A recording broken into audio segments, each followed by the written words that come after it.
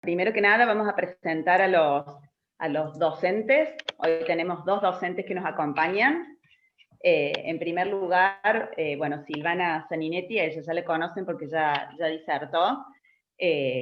Hoy van a hablar, mejor dicho, sobre introducción al cambio climático, adaptación, mitigación y ley de presupuestos mínimos. Silvana es abogada, egresada de la Universidad Nacional de Córdoba, es diplomada en Desarrollo Sostenible, magíster en Derecho, Política y Ambiente, es directora de Desarrollo Sostenible y Cambio Climático de la provincia de Córdoba, es miembro de CIFAL UNITAR de las Naciones Unidas en la Comisión de Cambio Climático y Reducción de Desigualdades, es integrante del Consejo Asesor de los Parques Nacionales Tras la Sierra y Ancenusa, participó en la sanción de la Ley de Presupuestos Mínimos de Cambio Climático activamente desde la Comisión de Ambiente del Congreso de la Nación y pertenece a la Comisión de Cambio Climático de COFEMA. Y también lo tenemos a Leonel Mingo, él es licenciado en Economía, tiene 3 maestrías, una en Gestión y Ciencia de Recursos Hídricos, otra en Cambio Climático y la tercera un MBA.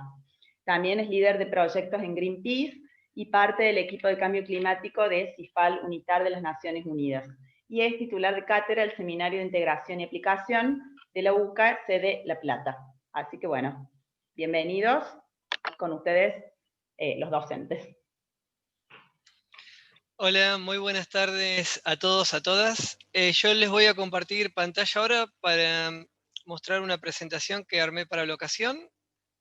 Avísenme, por favor, si se ve correctamente.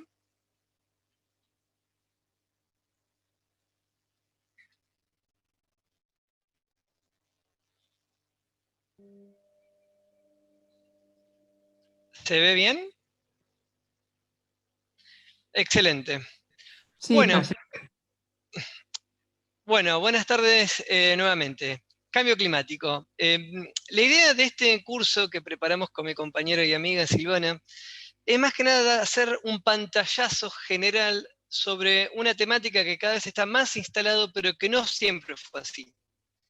El tema es que esto es tan abarcativo, tan extenso, que no vamos a tener tiempo, es imposible de profundizar todo en un cursito. Yo, de hecho, tengo una maestría solamente en cambio climático, es una maestría de casi 4 años, y hay obviamente cursos incluso aún más extensos sobre esta temática, porque es muy abarcativa, como en el correr del curso de hoy les voy a ir mostrando, ¿no? La idea es que esto sea didáctico. Por favor, anoten, mejor dicho, pongan en el chat cualquier duda, consulta que quieran hacer, y cuando finalice la presentación las podemos ir respondiendo y debatiendo, que es lo más rico que tiene el cambio climático. Bueno, en primer lugar, ¿qué se habla cuando se habla de cambio climático? Esto no es caprichosa que haya tomado una definición, particularmente de la Convención Marco de Naciones Unidas sobre el Cambio Climático, porque esto tuvo mucha controversia, de hecho todavía hasta el día de hoy lo sigue teniendo. Algunas personas más memoriosas seguramente recordarán, o sabrán, mejor dicho, que durante muchos años, y cuando yo digo muchos años es literalmente décadas, durante un sector muy fuerte del mundo, principalmente el sector extractivista y el dedicado al sector petrolífero, negaron la existencia del cambio climático de una manera muy fuerte. Y por supuesto, detrás de estos grandes sectores y grupos económicos también eran apoyados, por supuesto, por países que tenían obviamente la misma preponderancia y fuerza, como por ejemplo Estados Unidos, como ejemplo China, como ejemplo Rusia, uno de los grandes países, 3 de los grandes países negadores de la existencia del cambio climático. Entonces, cuando se llega a esta definición, se hizo en un marco, en un consenso de literalmente años de lucha, de discusiones, de negociaciones, para más o menos acordar a esta definición que tenemos acá en 3 renglones. ¿Y qué es lo importante? Porque justamente, esto también hay que saberlo, el cambio climático como cambio climático hace referencia a esta suerte de aumento de la temperatura, siempre obviamente comparado con un punto inicial, que ahora lo vamos a ver, pero en definitiva lo que mide es un aumento de temperatura. Entonces, los grandes grupos económicos lo que argumentaron durante muchos años es que el planeta, nuestro planeta, donde vivimos actualmente, tiene más de 4.000 millones de años. A lo largo de la historia del planeta, por supuesto, existieron distintas épocas de glaciación, distintas épocas donde las temperaturas fueron muy, muy altas, épocas volcánicas, fuimos obviamente abordados por distintos meteoritos, por ejemplo, uno de ellos es el que extinguió la vida de los dinosaurios hace unos 65 millones de años. Entonces lo que argumentaban del otro lado es que, bueno, paren un poco, siempre hubo cambio climático, siempre hubo un aumento o disminución de la temperatura en función de las distintas épocas que nuestro planeta va sufriendo a lo largo de 4.000 millones de años. Entonces, del otro lado del sector científico, principalmente el sector científico, social y de las ONGs, justamente dice, bueno, sí, está bien, pero paremos un poquito. Porque es verdad, por supuesto, estos son datos científicos, que la temperatura a lo largo de los años, de estos 4.000 años de historia más que tiene nuestro planeta, fue teniendo vaivenes. Ahora se nota un aumento sostenido que o casualmente tiene su punto de origen en la época preindustrial. Entonces, después, como comenté, de muchas discusiones, se acordó acordar esta definición que justamente establece lo siguiente. El cambio climático, cuando se habla de cambio climático, se habla directamente de la intervención humana, o sea, antropogénica. Esto es importante destacarlo, porque cada vez que ustedes escuchen discusiones en distintos, desde programas de televisión hasta las grandes convenciones de Naciones Unidas en torno al cambio climático, como cualquier tipo de publicación científica, cada vez que se habla de cambio climático se hace referencia al cambio climático, al aumento de la temperatura originado por el ser otro tipo de cambio climático, o sea, la otra tipo de variación climática que sufre el planeta, queda para otro tipo de discusión. Cada vez que se hable de cambio climático, es importante que tengan en cuenta que se hace pura y exclusivamente mención a la intervención humana en cuanto justamente a este aumento de temperatura. Bueno, como vemos la definición, ¿no? Yo ahora separé la definición en 3 frasecitas, que es esta misma que ven ahí, para poder justamente indagar un poquito más en lo que hace referencia, ¿no? El cambio de clima atribuido directa o indirectamente a la actividad humana que altera la composición de la atmósfera global y que se suma a la variabilidad natural del clima observado durante periodos de tiempos comparables. Bueno, la primera partecita de la definición. Cambio de clima atribuido directa o indirectamente a la actividad humana. Como les comenté, esto tiene su origen justamente en la época de la primera revolución industrial, aproximadamente 1880. ¿Por qué? Porque justamente la revolución industrial, uno de los grandes hitos que tuvo fue no solamente la gran proliferación de industrias, sino también cómo se generaba el combustible para abastecerlas. Ese fue uno de los grandes saltos cualitativos y cuantitativos que tuvo la época de la revolución industrial, en términos industriales, por supuesto, en comparación a las anteriores. Y el principal combustible de la revolución industrial, de la primera revolución industrial, fue justamente en base a carbón mineral, siendo el carbón mineral justamente el principal combustible que genera dióxido de carbono, o sea, el principal gas de efecto invernadero que existe en la atmósfera hoy en día. Entonces, por eso se toma como referencia esta fecha como inicio para las mediciones del cambio climático y se toman como origen al humano porque fue cuando se vio una disparada de estos gases de efecto invernadero que casualidad, cuando digo casualidad, por supuesto lo digo de manera sarcástica, tiene justo en el mismo momento que el mundo se estaba industrializando en base a este combustible fósil como es el carbón. Esa es la primera parte de la definición. La segunda, que altera la composición de la atmósfera global, perdón, disculpen, y que se suma a la variabilidad natural del clima. Este grafiquito que ven acá, hay muchos informes, muchos papers científicos que lo utilizaron, puntualmente lo saqué de Sabine y Feli 2015, Al Gore, el famoso expresidente de Estados Unidos, que fue candidato a presidente contra Bush, que perdió las elecciones, hizo un documental muy interesante basándose en este gráfico, que lo que mide justamente es, en términos, una vez más, científicos, ¿no? Esto es empírico, cómo desde el año 0 hasta la actualidad, el aumento del dióxido de carbono. Como pueden ver, a lo largo del año cero desde el punto de vista cristiano, por supuesto, nuestro planeta tiene miles de años de antigüedad. Pero bueno, desde que por lo menos la civilización empezó a crecer de manera sostenida, desde el año 0, se puede ver cómo el dióxido de carbono en la atmósfera se mantuvo más o menos estable a lo largo de todos estos años, y vemos cómo en esta fecha, que acá no está, por una cuestión de escala, no está puesto el número, pero se puede ver claramente cómo a partir de 1880, casi de 1900, se disparó de una manera sostenida hasta la actualidad, ¿no? Fíjense la pendiente que tiene la cantidad de concentraciones de dióxido de carbono que hay en la atmósfera, esto justamente desde la época de la revolución industrial comparado a 2000 años anteriores. O sea, no es un lapso de tiempo chiquito, es un lapso de tiempo lo suficientemente importante como para poder justamente sacar estas conclusiones, ¿no?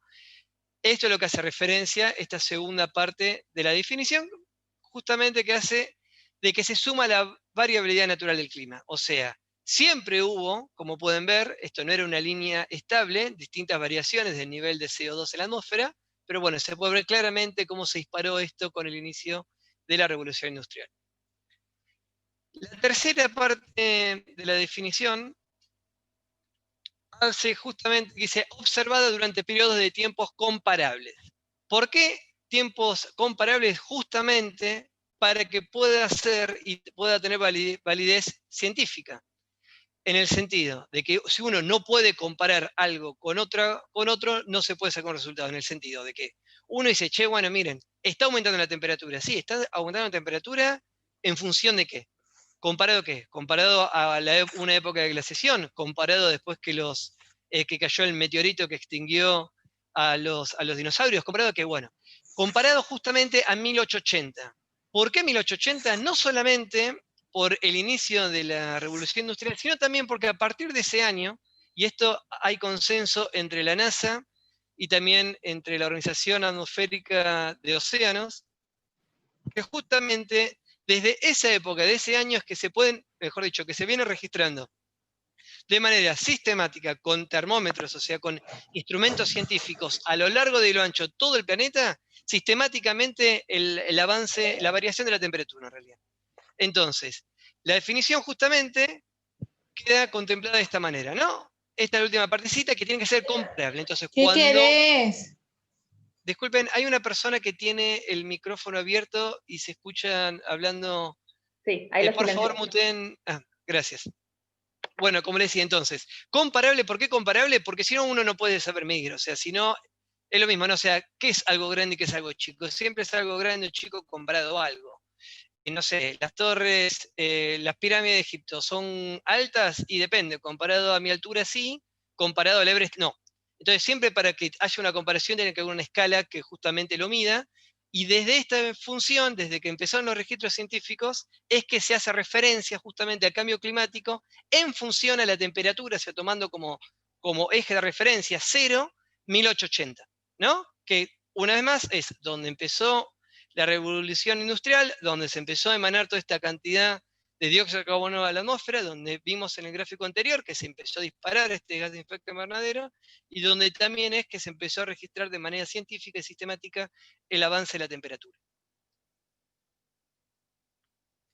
Bueno, ¿qué es el efecto invernadero? ¿Qué es el cambio climático? Otra vez, la idea no es entrar en detalle, esto por supuesto es mucho más extenso, pero sí es importante que se sepa y que se entienda cómo funciona.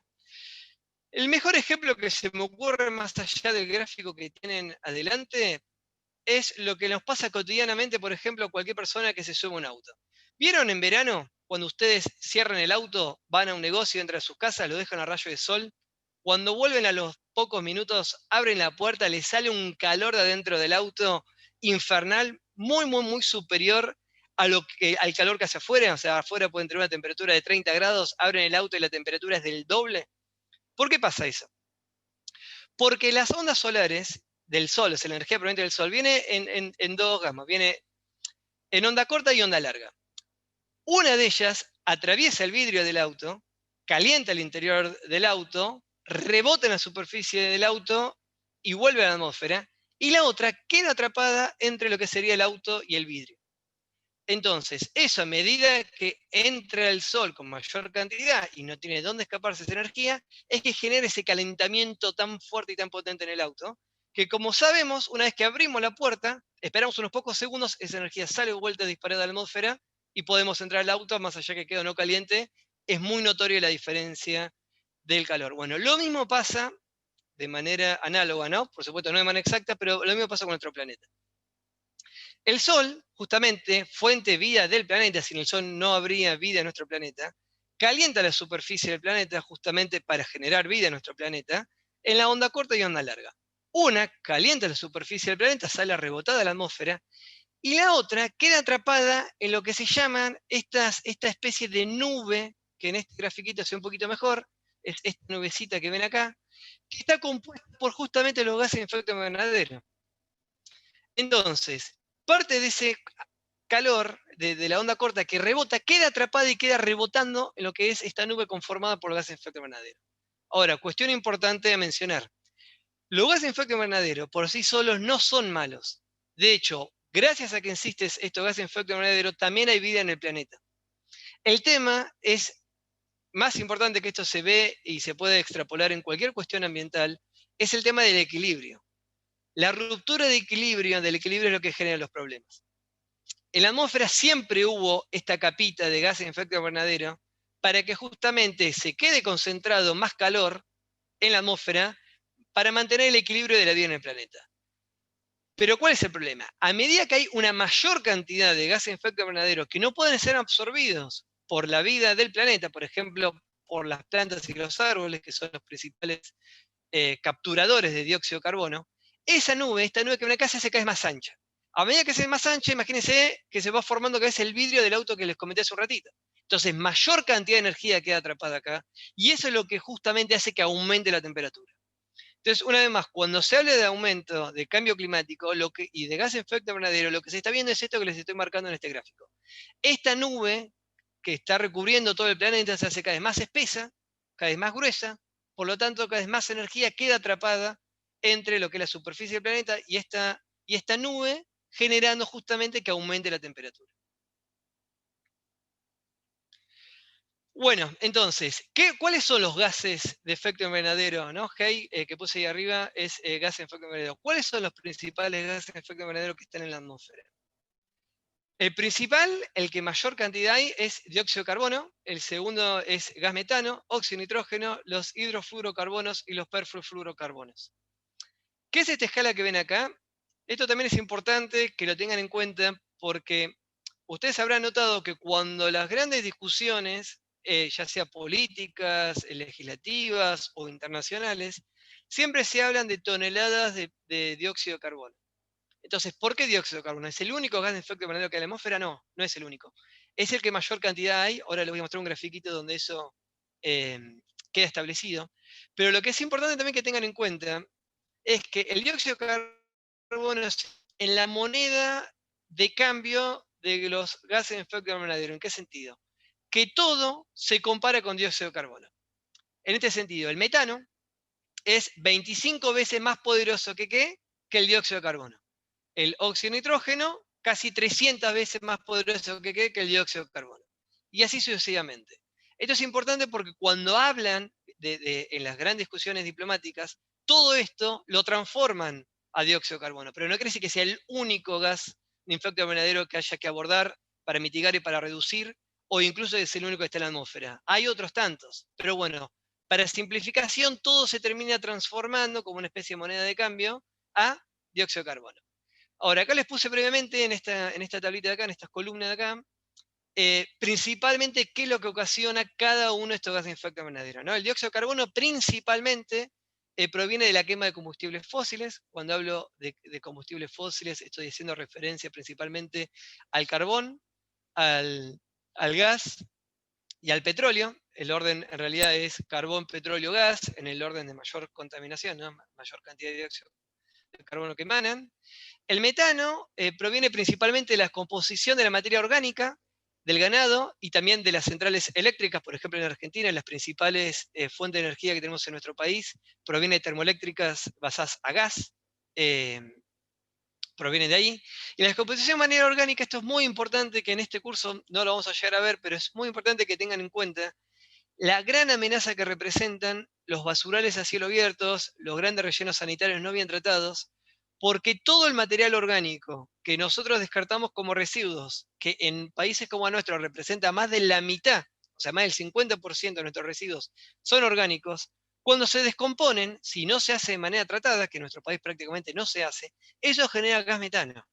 Recordemos que genera un gas que es 25 veces más poderoso, más nocivo que el dióxido de carbono. Bueno, después la ganadería y en la energía. Después, el óxido de nitrógeno es principalmente, se utiliza en la agricultura, para los fertilizantes con base a nitrógeno, y también para la combustión de los automóviles, de los colectivos. Los hidrofluorocarbonos principalmente se utilizan como gas refrigerantes en los aire acondicionados que cualquiera de nosotros tenemos en nuestras casas. Y los perfluorocarbonos principalmente se utilizan para la impermeabilización de la ropa. Si alguno de ustedes en algún momento, o en general les gusta hacer trekking de alta montaña y demás, y tienen camperas impermeables, es muy, muy, muy altamente probable que esas camperas tengan esta capa de PFCs. La marca Gore-Tex, una marca por excelencia de impermeabilización de ropas de alta montaña, o sea, de alto rendimiento, seguramente más de uno de ustedes la debe conocer. Tuvo un escándalo muy grande a nivel internacional porque justamente su impermeabilización de la ropa utilizaba estos componentes, y nosotros, yo presencialmente, hicimos una campaña, una investigación en 7 lugares bien remotos del planeta para ver si podíamos encontrar rastros de estos contaminantes en lugares remotos, y tristemente los encontramos. Y bueno, a raíz de eso se hizo una campaña muy, muy grande que terminó con la prohibición de estos PFCs en la ropa impermeabilizante y una reconversión de esta ropa, con lo cual en un par de años, cruzando los dedos, este tipo de contaminantes ya no debería existir más. Que fíjense que es entre 7.400 y casi 12.000 veces más poderoso que el dióxido de carbono. Eso es una buena noticia, pero bueno, todavía hay que verlo consumado, ¿no? Después, otra cuestión a tener en cuenta, ¿no? De por qué se utiliza el dióxido de carbono como justamente esta moneda de cambio. Esta tablita que ven acá es simple, es con fuente IPCC, la armé brevemente. Esto lo que enumera es la cantidad de años que estos gases permanecen en la atmósfera. Recuerda la analogía que les hice en el auto. No es igual que un vidrio, no es algo macizo, firme, que se puede mantener por miles de años. Estos gases van, vienen, se consumen, se terminan se terminan evaporando y demás. Entonces no todos duran la misma cantidad de tiempo en la atmósfera. El dióxido de carbono dura entre 5 y 200 años, el gas metano 12, el dióxido de nitrógeno 114 y los hidrofluorocarbonos HFC, acá están, dentro de estos incluyen los PFC, que les comenté de la impermeabilización de la ropa, 260 años. En este grafiquito lo que les muestra es, perdón, no sé si ustedes ven esta cosita de acá arriba que no la puedo sacar, que me la está cruzando a todos lados, pero bueno, se lo libero. Es cómo está justamente compuesta los gases de efecto invernadero en la atmósfera. Esto es con fuente de 2017. Y acá ven la principal razón de por qué justamente se toma el dióxido de carbono como la moneda de cambio. Porque más allá que es el menos potente, el menos nocivo de todos, por eso es la unidad, es como el base, el uno, con lo cual todos se comparan, en la atmósfera se encuentra un 81% de los gases de efecto invernadero, me refiero, ¿no? Un 81% está compuesto por dióxido de carbono, 11% de metano, 5% de óxido nitroso y 2% de los hidrofluorocarbonos. Esta es la razón principal por la cual siempre se utiliza el dióxido de carbono como principal gas de efecto invernadero. No por ser el más nocivo, sino porque es el que está en mayor cantidad y mayor concentración en nuestra atmósfera.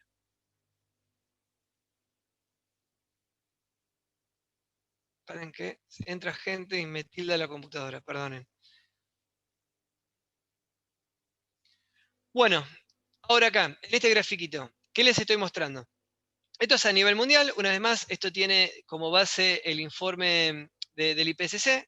Si no saben qué es el IPCC, se los voy a comentar en un ratito. Esto es qué sectores son los principales emisores de los gases de efecto invernadero a nivel mundial.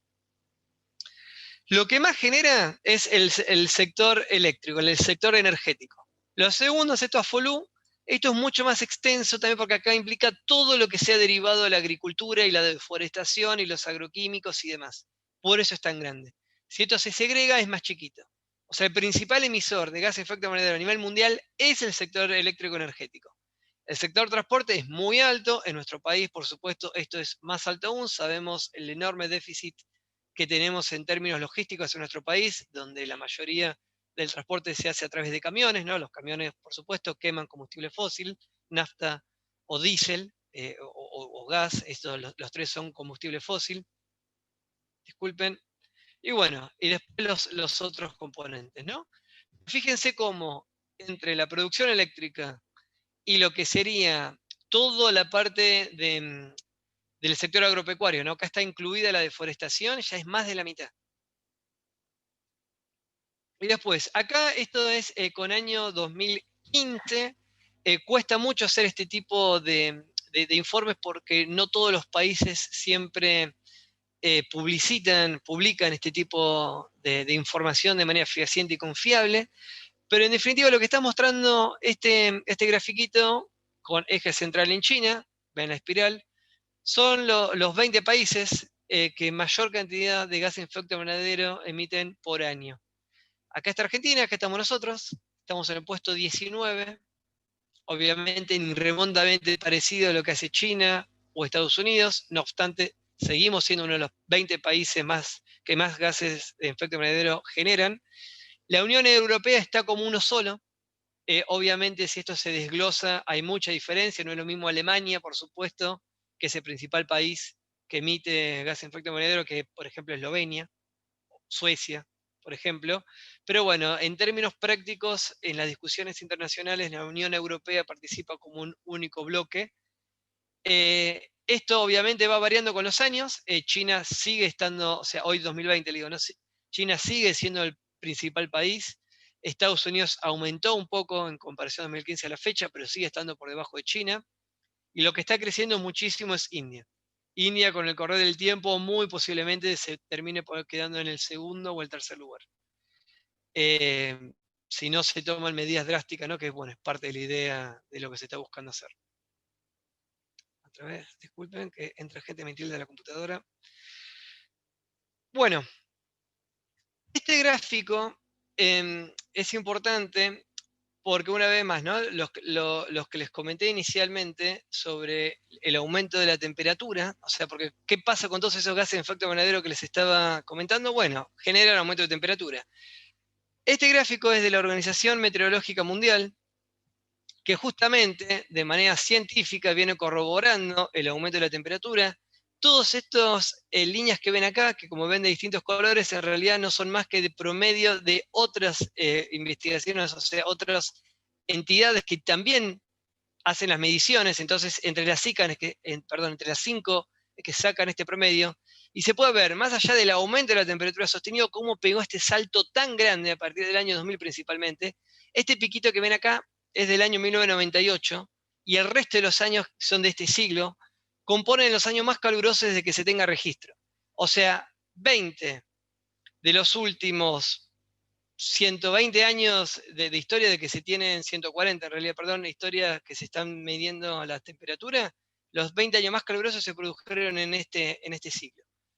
Con el año 1998, ¿no? Cuando termina este año 2020, que tristemente va en vías de ser el más caluroso de la historia, van a ser los 20 años de este siglo más 1998, que es prácticamente también este siglo.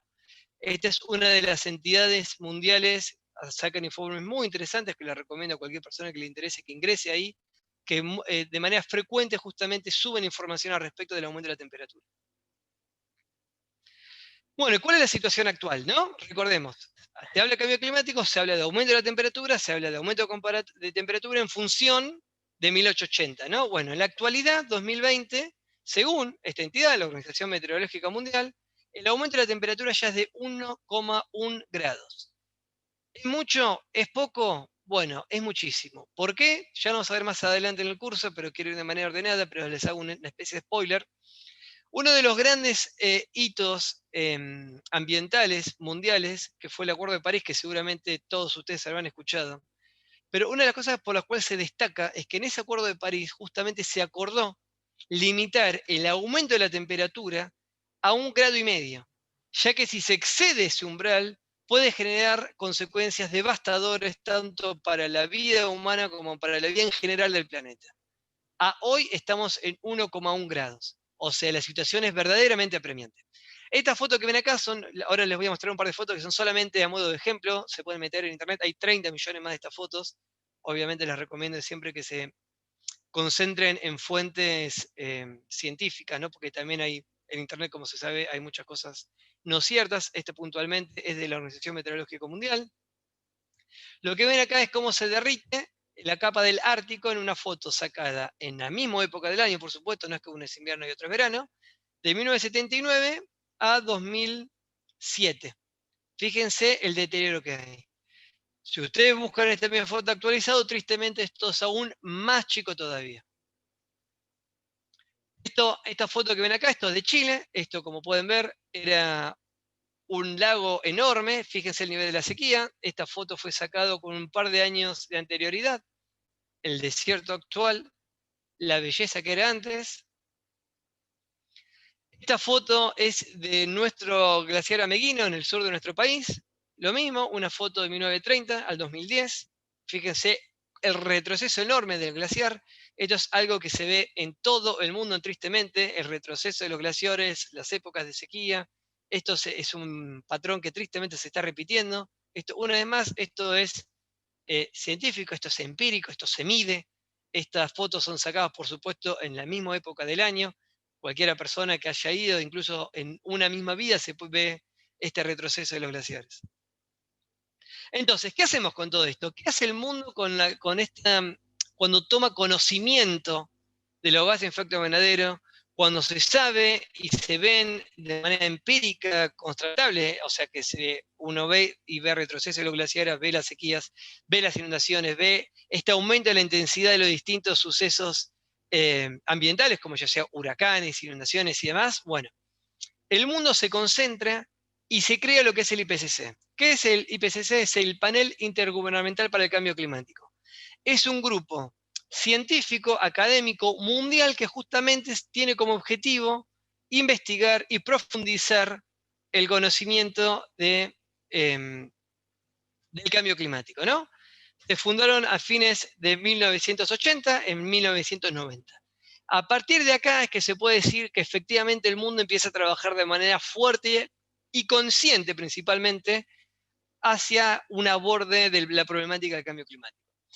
El IPCC se destacó otra vez, ¿no? Cada uno de estos informes son más de 1000 hojas de extensión o más. Obviamente no podemos profundizar cada uno de ellos, pero sí les quiero comentar brevemente que el IPCC se destacó por generar 5 grandes informes. El primer de ellos fue en el 1990.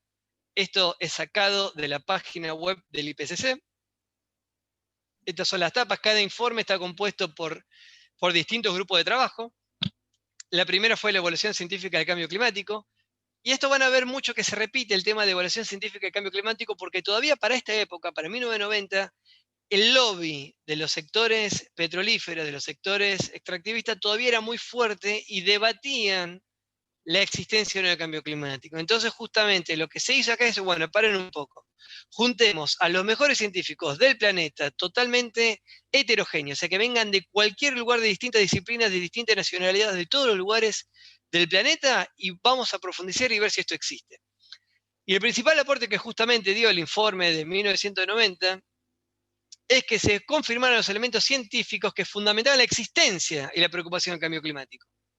Y a raíz de esto es que se crea la Asamblea General de Naciones Unidas y logró se crea esta Convención Marco sobre el Cambio Climático, que fue lo que después dio justamente la definición que les di al inicio del curso. Y esto justamente tuvo su primera repercusión, ¿no? O sea, la primera Convención Marco sobre el Cambio Climático son las famosas COP, que 2 años después se generó la Cumbre de la Tierra de Río de Janeiro. Más adelante le voy a dar un breve repaso de qué se trató en la primera COP. Pero bueno, esto fue lo importante, ¿no? O sea, que el mundo científico se juntó y dijo, bueno, miren, sí, el cambio climático existe. Sí, lo genera el ser humano. Sí, esto es preocupante y tiene consecuencias para la vida en el planeta tal cual los conocemos.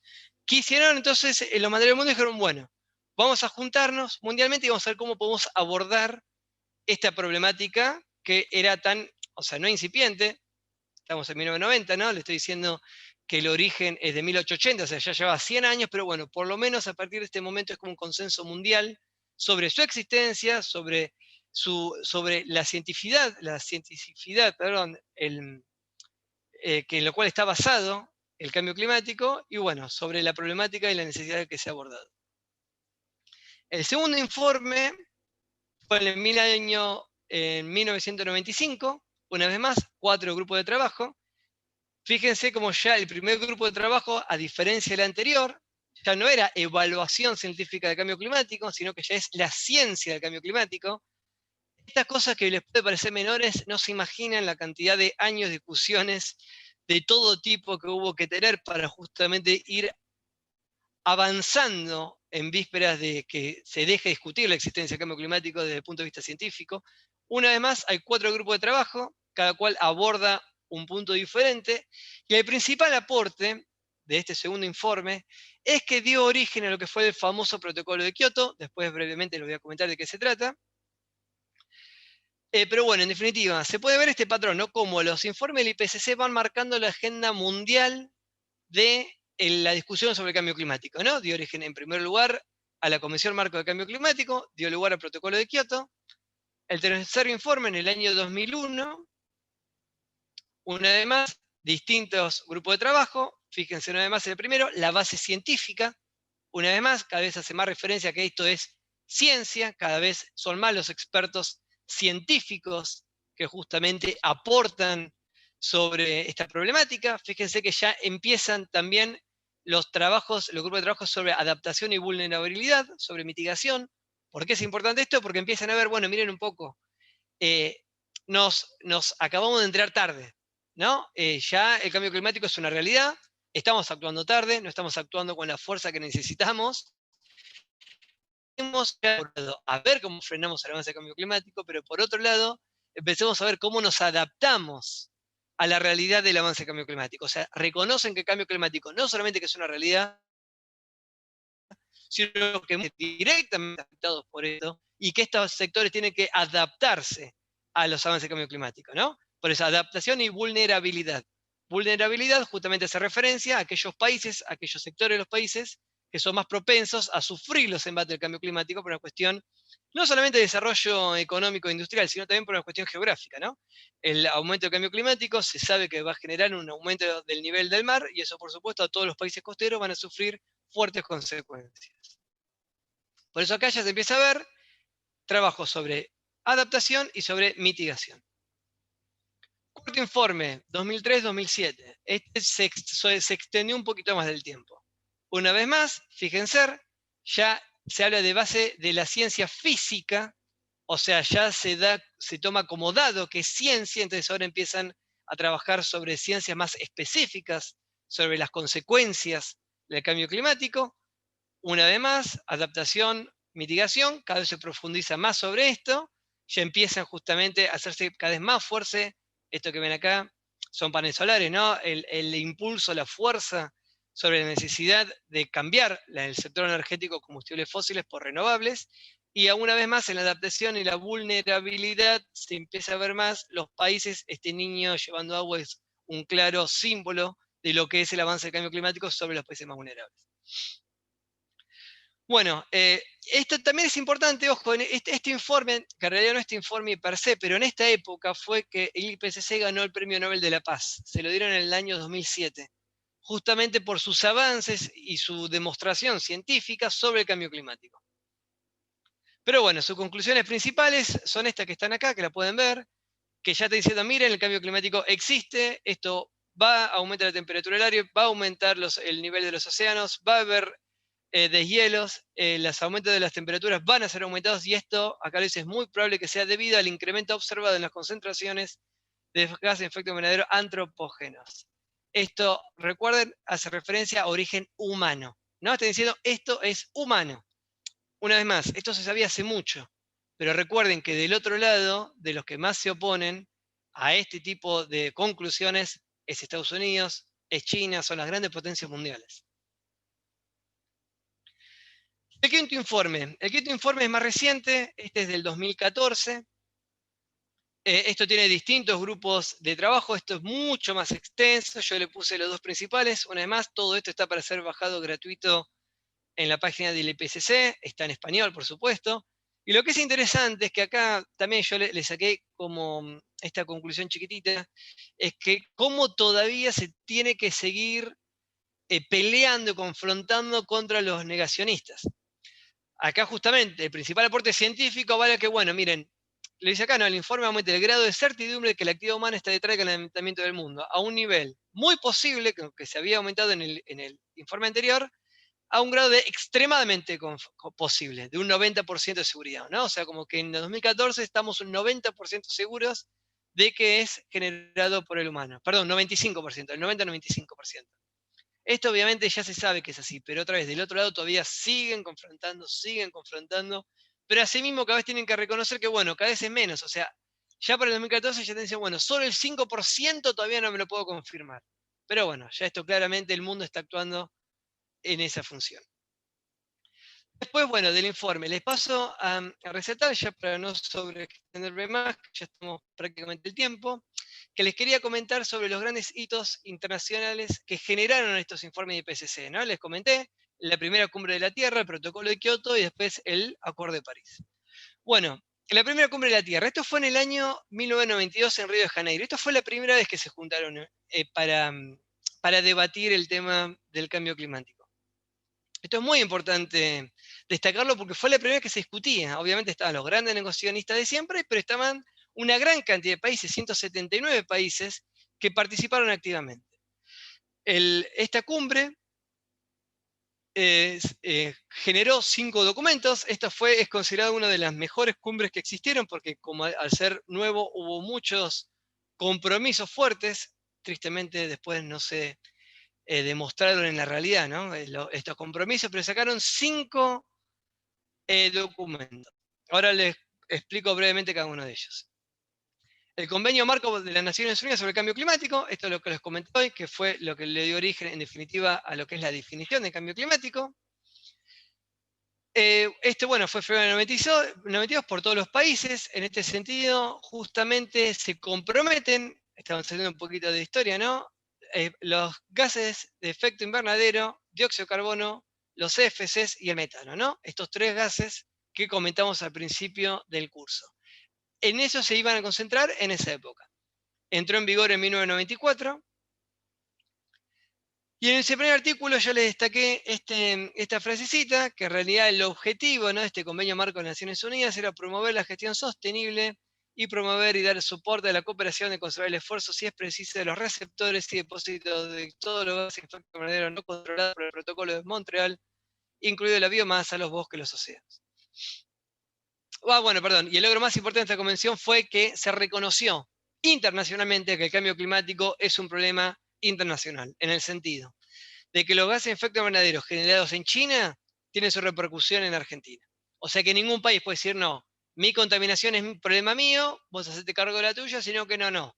Todo el mundo se tiene que hacer cargo de lo que hace el otro porque lo que hace uno tiene sus consecuencias directas en otros países. Esta parte de acá abajo es la parte más importante y relevante de la primera COP de esta cumbre de la Tierra de Río de Janeiro de 1992.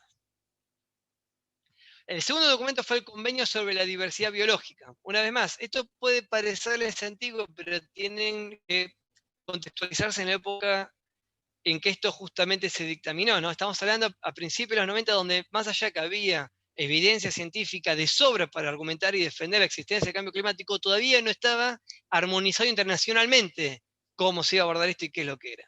Entonces, este convenio sobre la diversidad biológica tenía como objetivo la conservación de la biodiversidad, ni más ni menos que eso.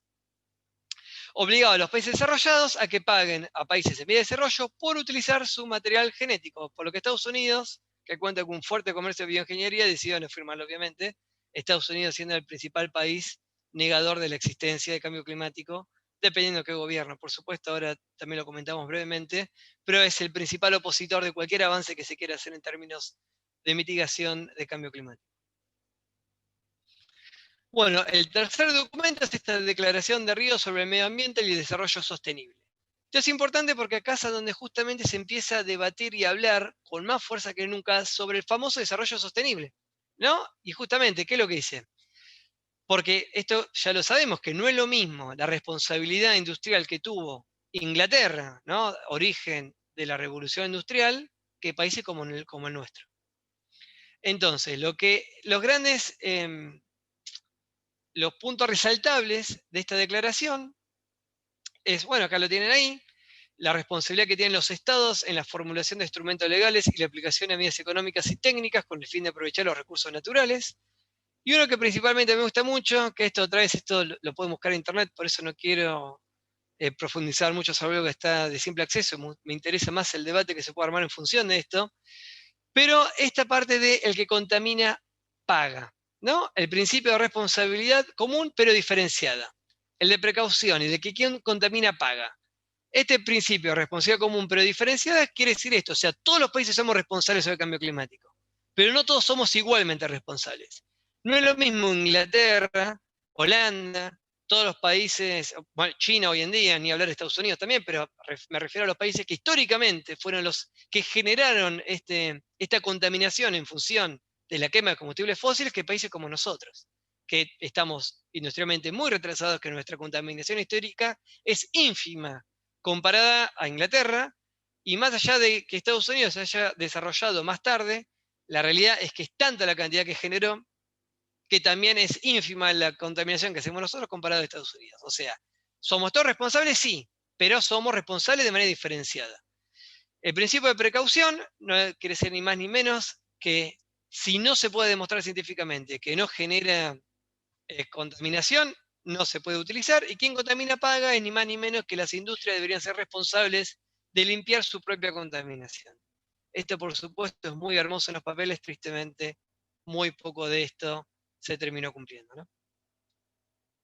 Bueno, y después la declaración de principios relativos a los bosques. Los bosques fueron los primeros ecosistemas que tuvieron su reconocimiento en importancia respecto al cambio climático. Esto se debe a dos grandes razones. Una vez más, no voy a sobreprofundizar, pero esto es importante que lo sepan, porque en definitiva esto también se ve, lo vemos directamente relacionado a lo que pasó, o está pasando, mejor dicho, en nuestro país con el tema de los incendios en los bosques. ¿Por qué los bosques fueron el primer ecosistema en ser reconocido en importancia? Por dos grandes razones. Los bosques, como se sabe, ¿no? Esto seguramente lo aprendimos, si no todos, la enorme mayoría en la primaria, generan oxígeno a través de la fotosíntesis. ¿Qué es la fotosíntesis? Es cómo los árboles, las plantas, capturan el dióxido de carbono que está en la atmósfera, dióxido de carbono, recordemos, el principal gas de efecto invernadero, y lo transforman en oxígeno. Ahora, ¿qué hacen los bosques, perdón, los árboles con este dióxido de carbono? Lo mantienen capturados dentro de sí mismo. ¿Por cuánto tiempo? Por cuánto tiempo un árbol esté vivo. Como sabemos, hay árboles que tienen cientos de años, incluso miles. Entonces, los árboles sirven justamente para mitigar el avance del cambio climático porque capturan este dióxido de carbono. Ahora, ¿qué pasa cuando se incendia un bosque o cuando se desmonta con topadoras? Todo ese dióxido de carbono capturado dentro de un árbol por cientos de años, incluso miles de años, es liberado de golpe a la atmósfera. O sea, todo ese gas de efecto invernadero que fue capturado es como si nunca lo hubiese sido. Con el aliciente que empeora la situación, en el sentido de que encima sale disparado todo de golpe. Como sabemos, casi 1 millón de hectáreas se quemaron en nuestro país solo este año.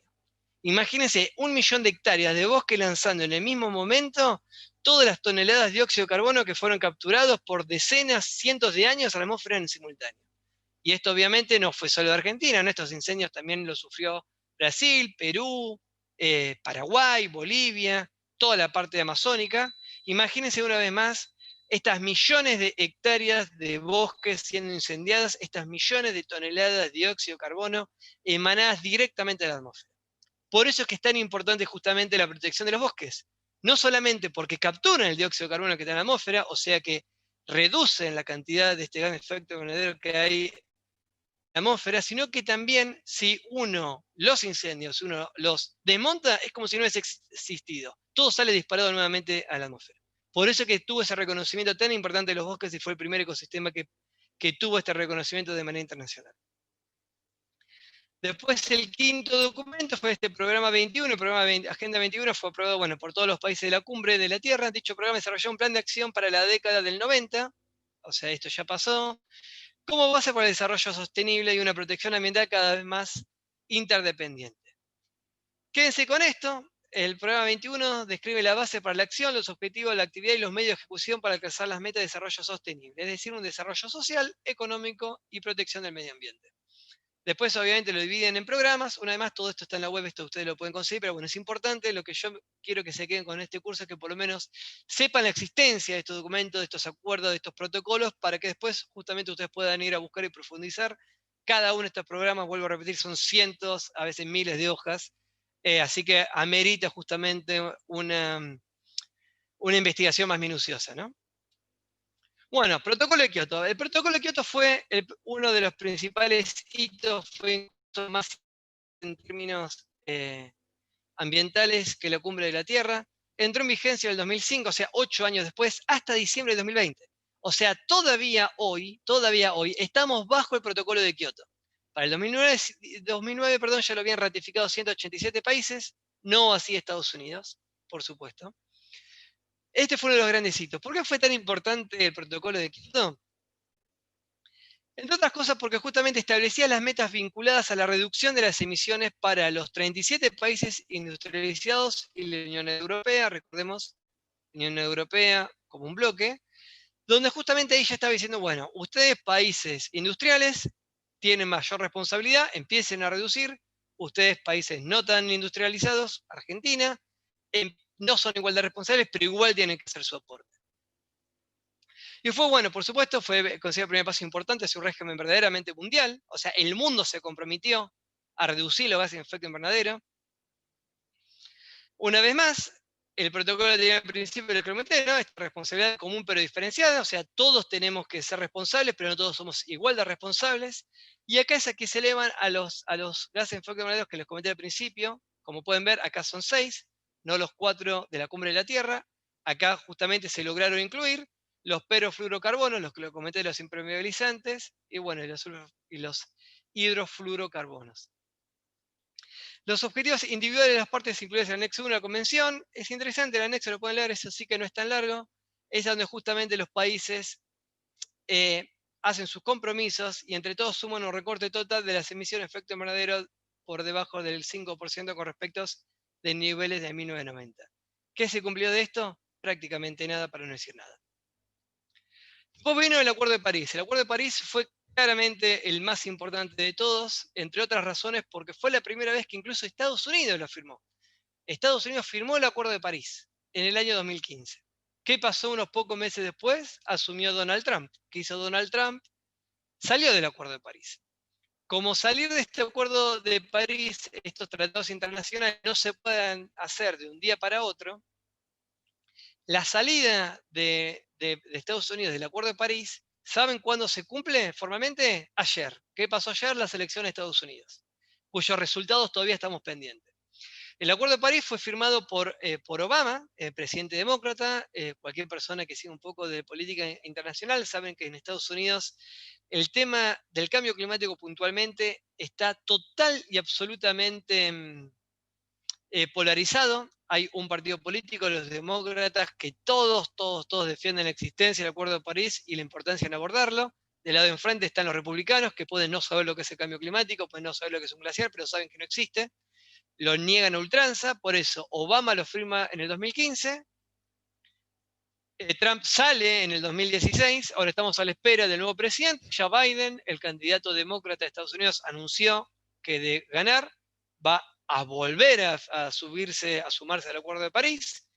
Donald Trump, por supuesto, no hace falta que lo vuelva a repetir porque ya formalmente firmó la salida, que está consumada ayer. O sea que bueno, estamos a la espera de los ambientalistas, también estamos a la espera de las elecciones de Estados Unidos para ver cómo terminan, para saber en definitiva qué le va a pasar. Ya que Estados Unidos no esté, es extremadamente importante por varias razones, no solamente porque es el principal emisor de gases de efecto invernadero per cápita, o sea, China produce más en términos totales, pero Estados Unidos más en términos per cápita por una cuestión de población, sino que también, si sale de Estados Unidos, lo que tememos en el mundo político ambiental es que justamente empiecen a salir otros tantos países de manera cascada, y eso sería inaceptable.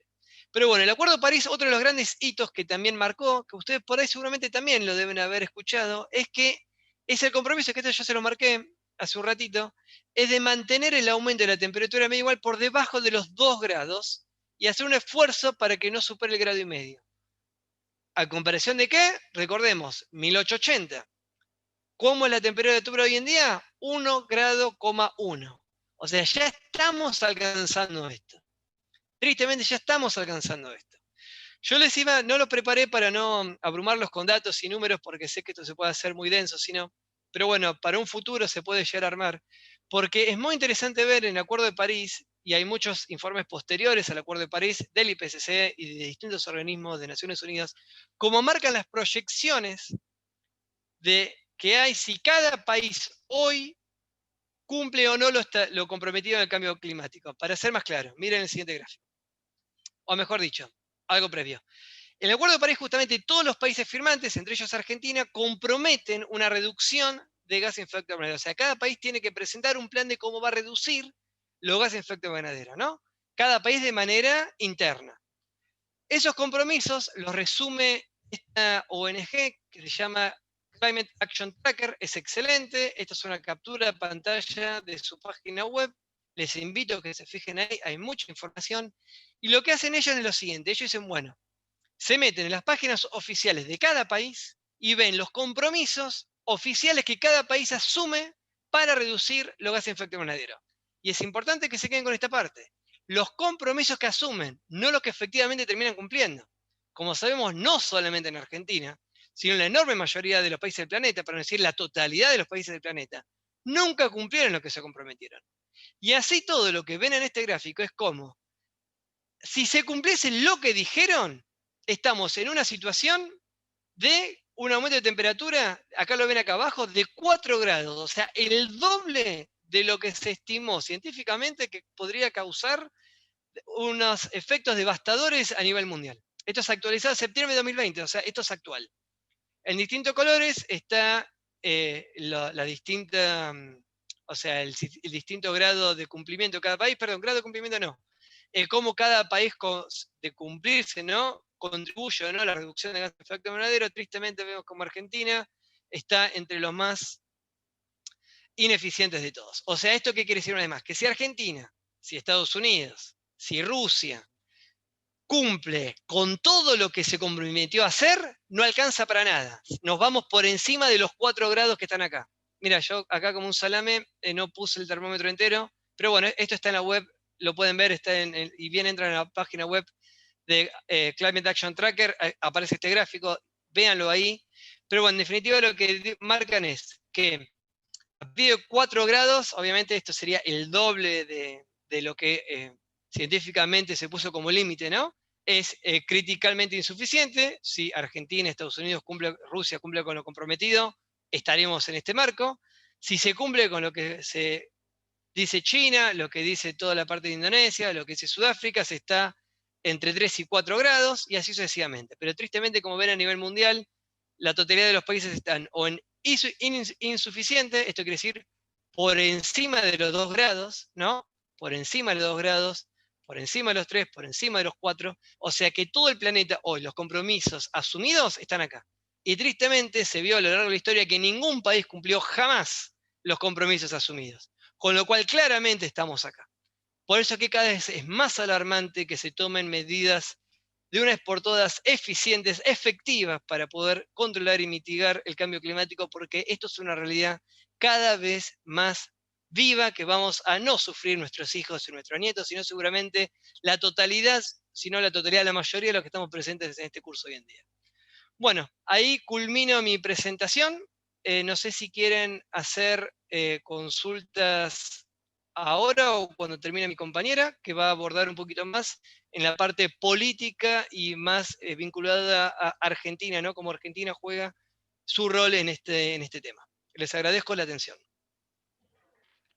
Bueno, muchas gracias, Leonel. Como quieras, si querés, contestás ahora, si no al final.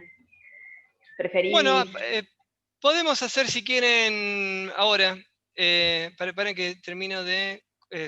ahí dejé de compartir ¿Querés, pantalla, perdón. Leonel, ¿querés que contestemos los dos al final por las dudas, que se No, mezclen algunas preguntas? dale, Tati, perdón, avanza vos. Decime por favor si terminé de compartir pantalla para no taparte de Sí. la tuya. Ah, listo. Perfecto. Te paso la palabra, Sil. Bueno, muy buenas tardes a todos y a todas. Como siempre, un gusto participar en estas jornadas que me ha invitado la Universidad Libre del Ambiente. Es la segunda vez que me toca estar acá como docente. Le agradezco mucho a Laura y a toda la gente de la universidad. Felicitaciones a mi compañero Leonel, que brindó una gran exposición. Y bueno, yo voy a tratar más que nada respecto al cambio climático, abordar más que nada la parte local y nacional, y la parte política y legal. Para que voy a compartir pantalla.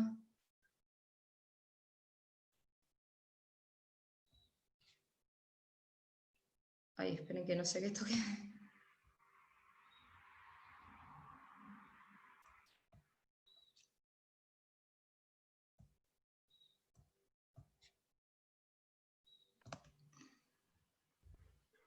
Ahí está.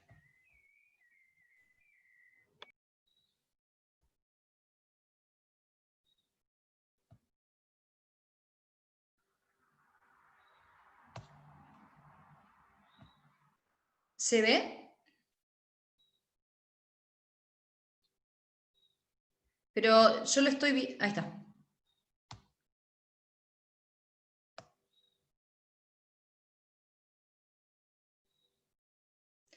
Bueno, para empezar yo quería hacer una correlación, si bien que sé que Belén Aliciardi, la docente anterior, estuvo hablando de la Agenda 2030 con los Objetivos de Desarrollo Sostenible.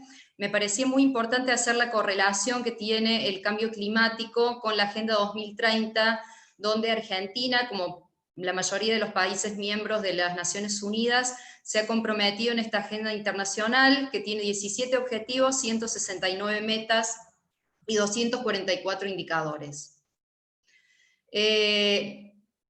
Como bien le deben haber explicado, por ahí hay gente que no concurrió a la clase anterior, la Agenda 2030 es un llamamiento a la acción, a accionar, para poner, tiene como finalidad poner fin a la pobreza, proteger el planeta y mejorar la vida de las personas en todo el mundo. Y el desarrollo sostenible, si bien tiene conceptos también que van más a la parte social y sociológica, elegimos el concepto de satisfacer las necesidades de las generaciones presentes sin comprometer las generaciones futuras. Las bases que tiene esta Agenda 2030 justamente es, como se llama el desarrollo sostenible, es la posibilidad de un crecimiento económico con la inclusión social y la posibilidad de que ese crecimiento económico vaya acompañado de la protección del medio ambiente. Los objetivos de desarrollo sostenible son 17, pero se complementan entre todos.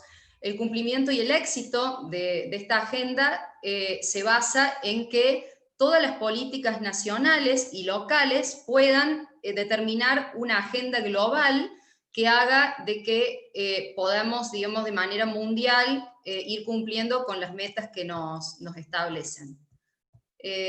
Laura, me pasa como la otra vez que no... Ahí está. Perdón. Ahí está pudiendo, sí. Ahí está. Bueno, ahí yo les marqué, si ven estos cuadritos de colores que ustedes seguro deben conocer muy bien, les marqué justamente los objetivos que yo elegí y que creo que están más relacionados con el tema que nos aboca hoy, que es el cambio climático.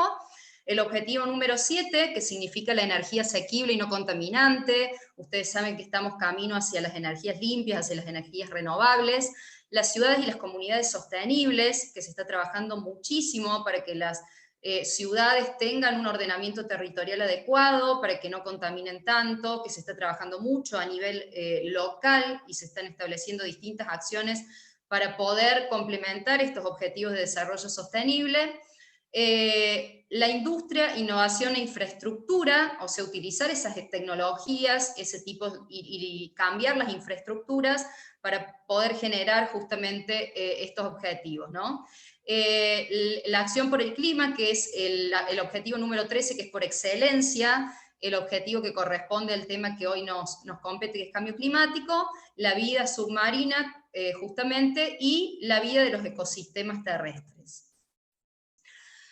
El punto focal de la agenda, ¿qué significa esto? Cada país tiene un punto focal que se encarga justamente de poder hacer cumplir esta agenda. Bien, muchos ahí lo desconocen este tema. Nosotros en Argentina, el punto focal que se encarga de hacer cumplir la agenda, si bien el trabajo es coordinado con todo el país, es el Consejo Nacional de Coordinación de Políticas Sociales en la implementación y el seguimiento de esta agenda.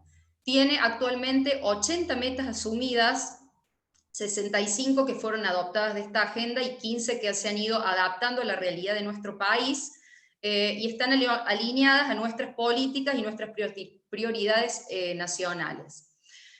Obviamente, como les decía, la articulación con los gobiernos locales y con los gobiernos provinciales, ya sea provincias y municipios, y en nuestra provincia de Córdoba, particularmente, el punto focal para el cumplimiento de la Agenda 2030 y para hacer esta articulación es el Ministerio de Coordinación del Gobierno de la provincia de Córdoba.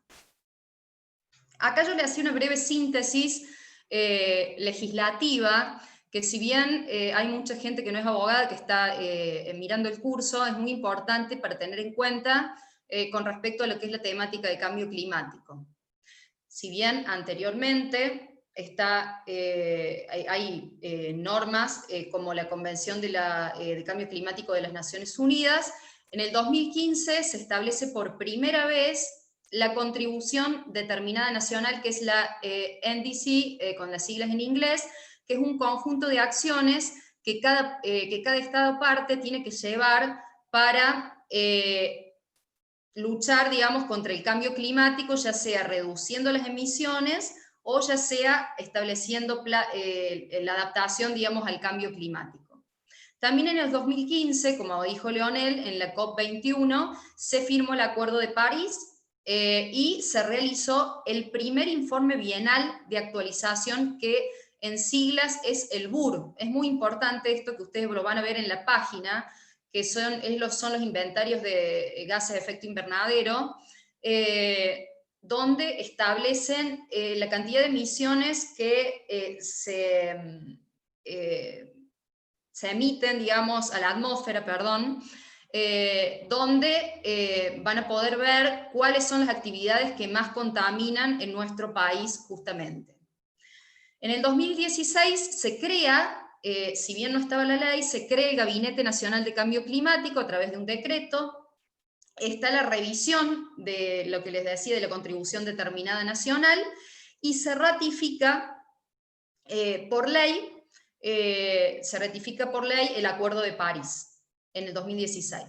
2017 se hace el segundo informe bienal. Yo les quería decir que los informes bienales, por ejemplo, ahora actualmente, yo que soy directora de Cambio Climático de la provincia, el informe que nosotros tenemos que entregar en el 2021 es de los 2 años anteriores que se realizan, que es 2019 y 2018. Tendría que presentarse en el 2020, pero por la cuestión de pandemia y demás, pasa para el año 2021, al igual que la COP.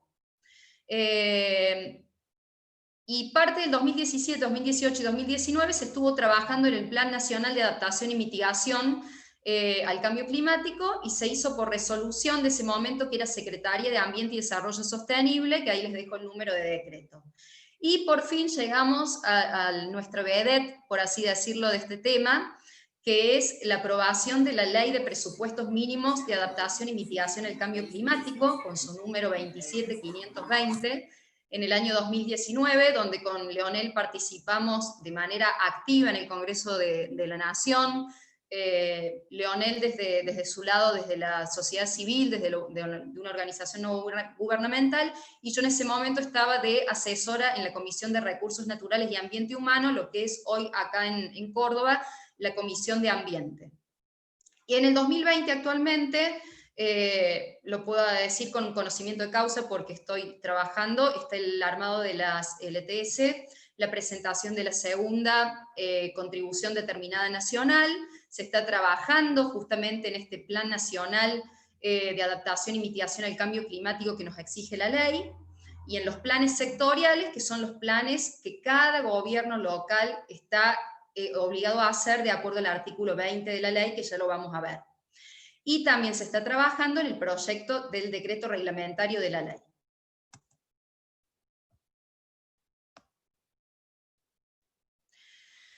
Ahora les quería no sé si lo hice la clase pasada, pero explicar lo que es una ley de presupuestos mínimos. La ley de presupuestos mínimos de adaptación y mitigación al cambio climático, como les decía, se aprobó en el 2019, y no es menor el dato decirlo que fue junto a una declaración de emergencia climática, donde también mi compañero que me antecedió también estuvo participando de la misma. La ley define lo que es cambio climático, que Leonel lo explicó muy bien, lo que es mitigación, lo que es adaptación, lo que es vulnerabilidad y lo que son los gases efecto invernadero.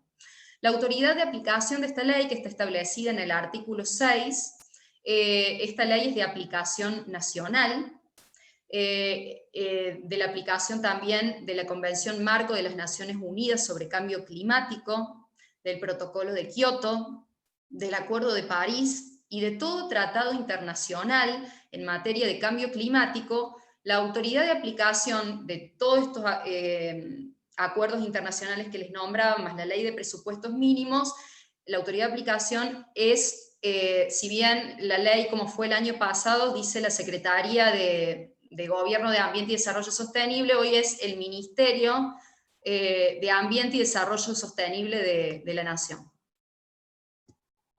Córdoba, la autoridad de aplicación de esta ley es la Secretaría de Ambiente de la provincia, y tiene su Dirección de Desarrollo Sostenible y Cambio Climático, como les contaba, a la cual yo estoy dirigiendo, me toca dirigir actualmente. La ley establece para su ejecución 4 organismos muy importantes, que uno es el Gabinete de Ministros, donde se juntan todos los ministros nacionales a no solamente establecer acciones para la lucha contra el cambio climático, sino ver, bueno, obviamente, de qué manera reducir las emisiones, tanto en transporte, en energía. La ley nombra a cada repartición que pertenece a este Gabinete de Ministros, que son las máximas autoridades nacionales. Los puntos focales que se determinan, los puntos focales en cada jurisdicción, tiene que haber un punto focal que esté preparado para dar este tipo de respuestas y de acciones en todo el territorio. La mesa de articulación provincial, que se hace a través de la Comisión de Cambio Climático del COFEMA. El COFEMA es el Consejo Federal de Medio Ambiente, donde cada provincia tiene su representante en todas las áreas de ambiente, tanto en materia de biodiversidad, y en este caso, bueno, tiene su Comisión de Cambio Climático, que la preside la Ciudad Autónoma de Buenos Aires.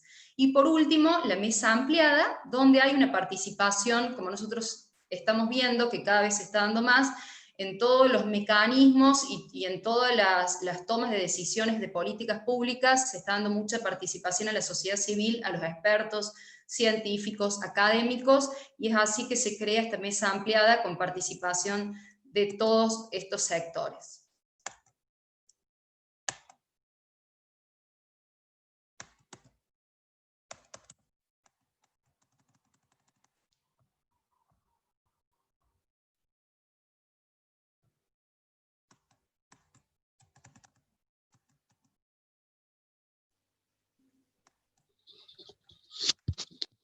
Ay, perdón, ¿me podés ayudar, Leo? Que no se me... Ahí está, se me quitó, ahí está. Ahí avanzó. Fíjate que cuando te aparece un cartelito arriba de que alguien está ingresando en sala se de tilda espera, cuando la gente entra. Claro, está tenés bien. que cerrar esa pestañita y después volvés a tomar control de tu pantalla. Perfecto. Esperen que ahora porque tanto toqué que ahí se me fue.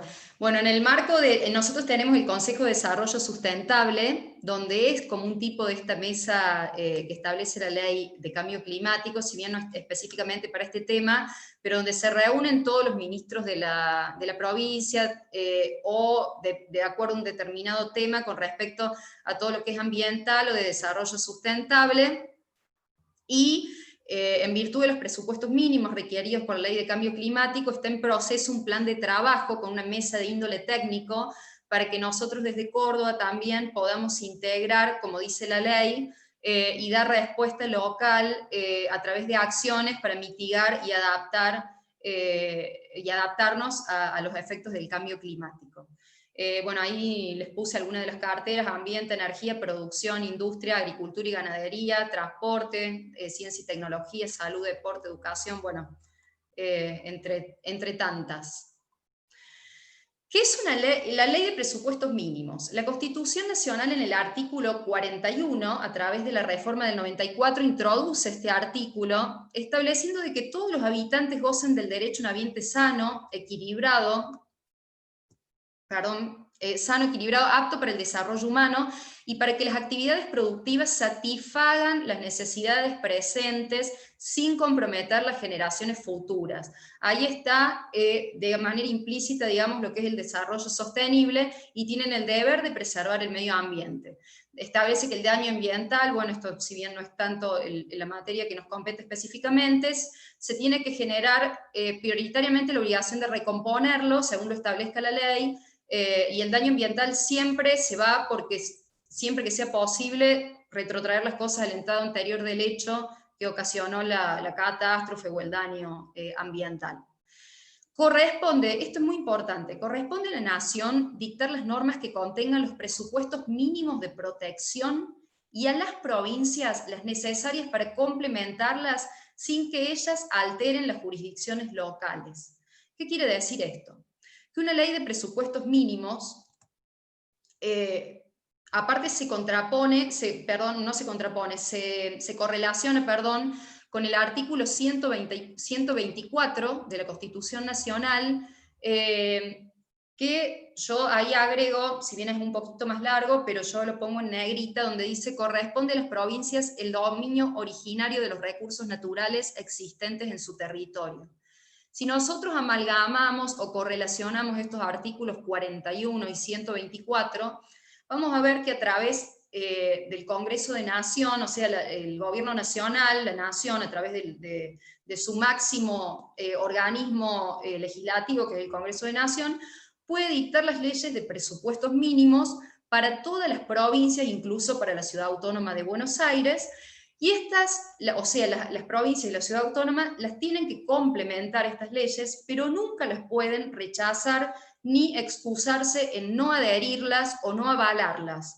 Estas leyes entran desde su promulgación en vigencia en todo el territorio nacional, son de orden público, sin perjuicio obviamente del dominio de los recursos naturales que siguen perteneciendo a las provincias. La Ley General del Ambiente, que es como nuestra Biblia, digamos, para el sector ambiental, define que es un presupuesto mínimo en su artículo 6 y establece que es toda norma que concede una tutela ambiental uniforme o común para el territorio nacional y tiene por objeto imponer condiciones necesarias para asegurar la protección ambiental. En su contenido, debe prever las condiciones necesarias para garantizar la dinámica de los sistemas ecológicos, mantener su capacidad de carga y, en general, asegurar la preservación ambiental y el desarrollo sustentable. ¿Qué queremos decir con esto? Que las leyes de presupuesto mínimo es el piso mínimo, hablando en criollo, digamos, el piso mínimo para preservar el ambiente, ¿sí? Más las provincias, con estas leyes nacionales, no pueden nunca hacer caso omiso a estas leyes, no les hace falta adhesión, entran directamente a sus normativas de manera automática una vez que la ley se promulga, y no pueden nunca violar el piso mínimo que establecen este tipo de legislación. Nosotros en nuestro país tenemos 12 leyes de presupuestos mínimos, que ojalá también tengamos 13 este año, porque se está trabajando en la ley de presupuestos mínimos de humedales, y ahí yo les nombré las 12 leyes que tenemos, las más importantes, las 12 leyes, y bueno, para no nombrar a todas, está la Ley General del Ambiente, la ley de presupuestos mínimos de adaptación y mitigación del cambio climático, con respecto a la situación que hemos tenido hace muy poco, está la ley de manejo del fuego, que es de presupuesto mínimo también, la ley de gestión integral de residuos, sólidos y urbanos, la de industriales y las de actividades de servicio. Bueno, y ya después les paso el PowerPoint, están las 12 leyes que contamos de presupuestos mínimos en nuestro país. Para los que son cordobeses y para los que viven acá en Córdoba, los antecedentes provinciales de cambio climático, en el año 2015 se creó la Dirección General de Cambio Climático dependiente del Ministerio de Agua, Ambiente y Servicios Públicos del Gobierno de la provincia de Córdoba, que hasta el 2019 era el punto focal hubiese sido el punto focal de esta ley. Hoy la Secretaría de Ambiente depende del Ministerio de Coordinación. Por resolución en el año 2016 se crea, en virtud de las inundaciones que hubo en Sierras Chicas, un Consejo Asesor y Participativo de Cambio Climático, pero no perduró en el tiempo este Consejo Asesor. Los datos del inventario de efecto invernadero de la gestión pasada, del informe semienal que les decía, se ocupó Nación, recabó las informaciones de cada provincia y se estableció el informe del inventario de gases de efecto invernadero. Y actualmente hoy en la Secretaría de Ambiente no contamos con esos datos, ya que es una nueva gestión y estamos empezando a trabajar con ellos, no solamente obviamente en la provincia, sino con Nación. Estamos trabajando muy bien con todas las provincias de Argentina, así que no hay ni una queja, no nos peleamos, ya está como aburrido el COFEM. Ahí se me tildó de nuevo.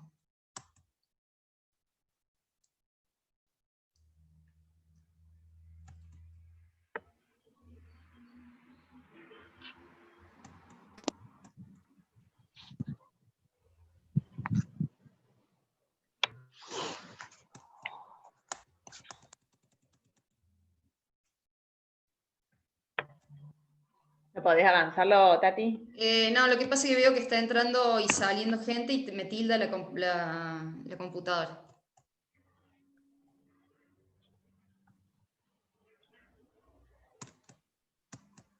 Salvo que salga de la pantalla completa y lo comparta como... A menos que te saque como coadministradora. A ver, ahí está. Ya termino, ¿no? El plan de adaptación y mitigación de cambio climático, que es a nivel nacional, es un conjunto de estrategias, medidas, políticas, instrumentos para desarrollar el cumplimiento de la ley, el cual se elaboró por el Poder Ejecutivo a través de organismos que corresponden. La finalidad es la proyección de políticas.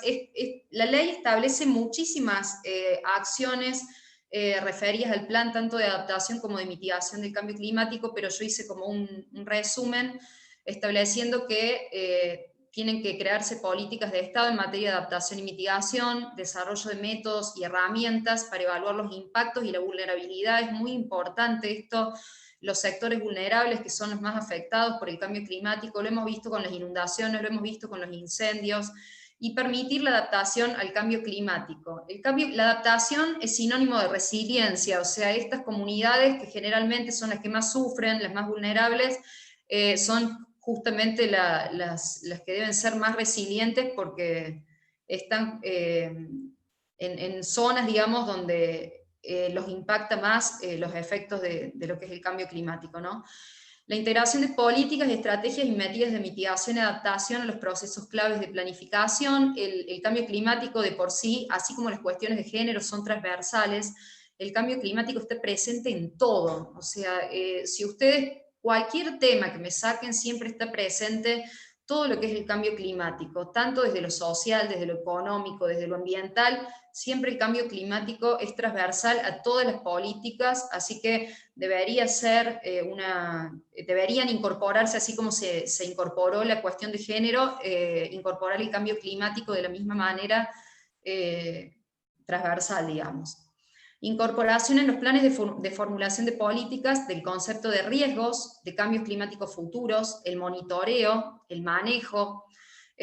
Pensemos nosotros lo que pasó en nuestra provincia, si no empezamos a monitorear los distintos sucesos, si no establecemos políticas públicas, si no establecemos prevención, si no establecemos el manejo de todas estas posibilidades que nos hacen atravesar los riesgos y los efectos del cambio climático. Relevación de los planes actuales para aumentar su solidez, los diseños de infraestructura, inversiones a largo plazo y preparación de la administración pública y la sociedad en general. podemos tener leyes hermosas, pero si la sociedad no participa, por ejemplo, también vuelvo a citar los incendios, si hay incendios intencionales de parte de la sociedad civil, de alguna persona en particular, tampoco por más leyes que tengamos es muy difícil cumplir. Lo mismo, cada persona cuando consume, si no empezamos a consumir de manera responsable, de manera sustentable, si no empezamos a no derrochar, si no dejamos el consumismo de lado, y sí el consumo, que es totalmente distinto a lo que es consumismo que consumo, el consumo lo necesito, el consumismo solo lo hago por placer, porque me creo que me hace más persona, o porque no sé, me da un nivel de seguridad más importante porque consumo más o porque tengo tal o cual cosa. Y bueno, y ahora por último voy a establecer los planes de respuesta, que los planes de respuesta son lo que a nosotros más nos interesa porque es la actuación local de las provincias. Es el plan de adaptación y mitigación que tiene cada gobierno subnacional, o sea, las provincias, las jurisdicciones provinciales, que tienen que ser elaborados por las mismas. Son estrategias políticas que desarrollan los gobiernos para mitigar y adaptar los efectos del cambio climático en su territorio. Recuerden, así todo, más allá de que nosotros actuemos localmente, tenemos que pensar global, porque la atmósfera es una sola. Tenemos una sola atmósfera, un solo ambiente, un solo planeta, entonces la biodiversidad, los efectos del cambio climático no reconocen los límites políticos, no saben si está en La Rioja, si está en Córdoba, si está en Santa Fe. Si nosotros entre todos no colaboramos y todo eso va a la atmósfera, va a todo el mundo entero, en más o menor grado, obviamente que habrá países menos o más desfavorecidos, pero tenemos que ser responsables y que ver que esto es un problema mundial, por eso las agendas en este sentido son internacionales y hay tanto compromiso. Córdoba justamente con la Agenda 2030 se comprometió en el 2017 y a través de la Ley de Presupuestos Mínimos de Cambio Climático está obligada desde diciembre de 2019. Entonces no es menor que no solo Córdoba, sino todas las provincias y todos los países del mundo colaboremos con cada pequeña acción que nosotros hagamos, más allá de lo que establezca el Estado, para poder reducir las emisiones que son dirigidas a la atmósfera, como los procesos de adaptación, para que podamos de alguna manera combatir estos efectos tan nocivos que estamos sufriendo por el cambio climático. Córdoba está comenzando a trabajar con los distintos sectores, el diagnóstico y el análisis de impacto, vulnerabilidad y capacidad de adaptación. Se está trabajando con el plan de manejo del fuego, con la UTN, con la CONAE, que tenemos un convenio donde nos permiten utilizar las imágenes para prevenir, para ir monitoreando y demás. Estamos estableciendo planes de adaptación en las áreas naturales protegidas de la provincia, con la Administración Provincial de Recursos Hídricos, todo lo que es manejo de lluvia, cuencas. Estamos trabajando en la ley de humedales, estuvimos trabajando en varios proyectos conjuntamente con ellos, con el Ministerio de Agricultura y de Ganadería. Ellos tienen las estaciones meteorológicas, así que con ellos se puede establecer el monitoreo de todo lo que es la parte meteorológica, y las distintas áreas de ambiente, y bueno, muy prontamente con las distintas reparticiones que faltan, ¿no?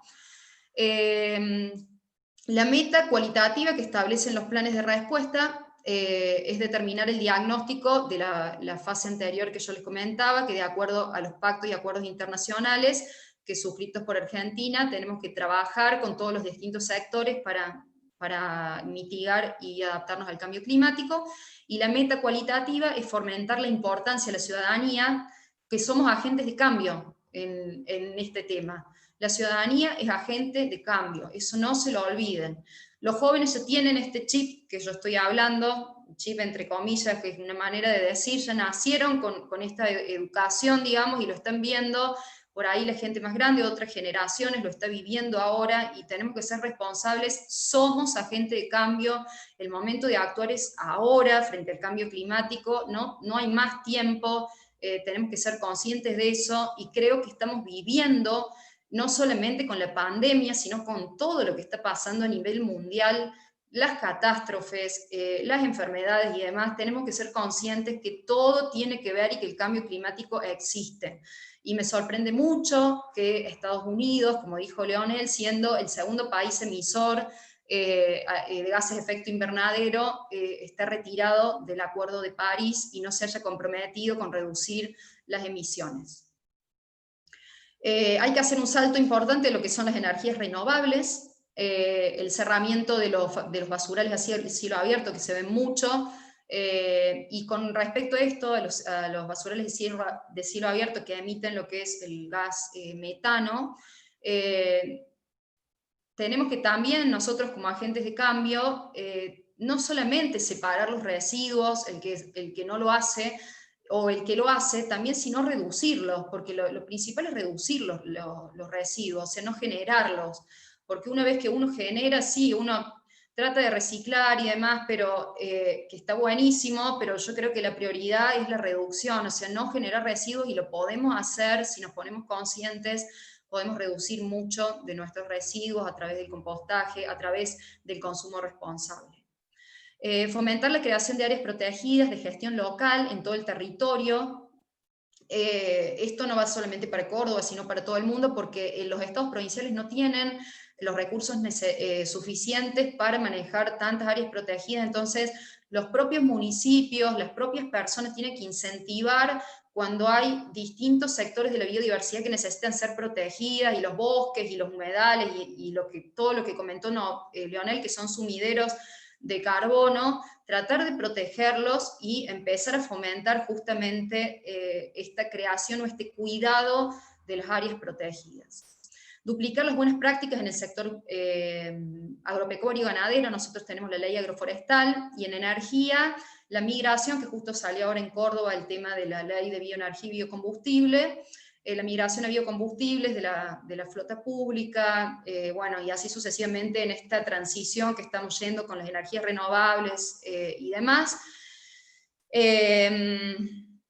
Con respecto a las industrias, obviamente son uno del sector que también más contamina, las industrias, la agricultura y demás, tratar de, entre todos, no hablo solamente de Córdoba y todas, tratar de ser responsables no solamente desde el Estado y desde el sector privado, sino desde la ciudadanía en sí, para poder reducir las emisiones. Creo que me queda una sola filmina y justo se me tilda, así que ya termino, para que vayan, si quieren, leyendo las preguntas hoy.